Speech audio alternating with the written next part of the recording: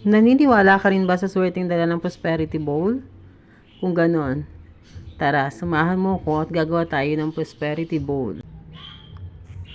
Ang prosperity bowl ay pinaniniwalaang nagmula sa mga Chinese, ngunit pagkatandaan po natin na ito po ay isa lamang pampaswerte. Huwag po natin iasa ang ating pamumuhay sa swerte lamang. Heto na nga po't hinanda ko ng ating mga kakailanganin sa paggawa ng ating prosperity bowl. Sa paggawa ng prosperity bowl, kailangan natin ng babasaging bowl. Ilagay lang natin ang bulak sa ilalim. Ang bulak ay nagsisimbolize ng pagiging magaan ng ating pamumuhay sa buong taon. Sunod naman nating ilagay ang bigas. Ang bigas ay pinaniniwalaang nagsisimbolize ng wealth and prosperity. Kailangan natin naman ng 12 pieces na hilaw na itlog. Kung bakit naman ito ay 12 pieces, dahil ito ang nagsisimbolo sa 12 buwan sa loob ng isang taon. Sunod naman nating ilagay ang 12 pieces ng dahon ng laurel. Ito ay nagsisimbolo ng prosperity at pinaniniwala ang magiging proteksyon na rin natin sa loob ng isang taon. Sunod naman nating ilagay ang 12 pieces ng chocolate gold coins.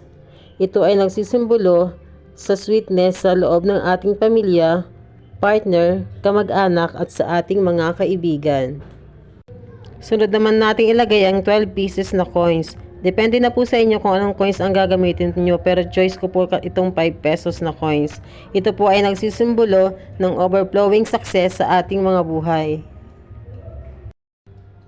Sunod naman po nating ilagay ay ang ating 7 paper bills. Kaya nga po pala ito 7 dahil mayroon po tayong 7 araw sa loob ng isang linggo.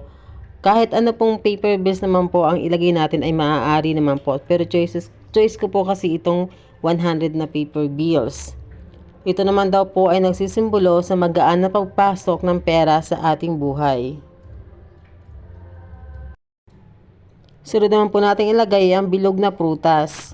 Ito naman daw po ay nagsisimbolo ng katahimikan sa ating buhay.